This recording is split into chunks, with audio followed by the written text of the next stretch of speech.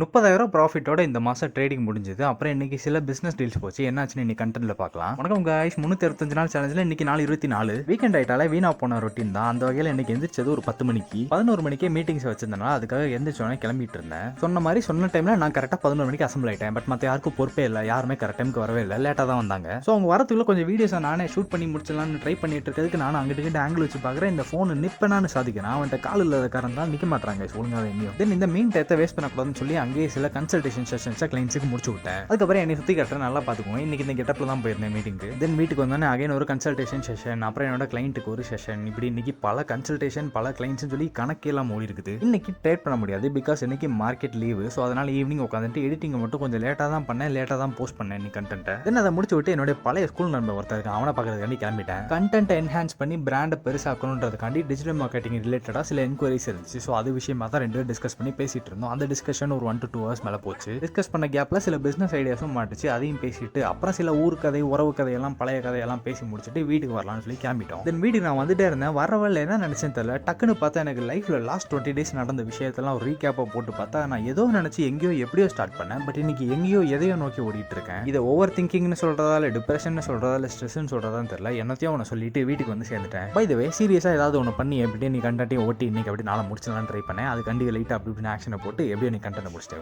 நாளைக்கு பார்ப்போமா.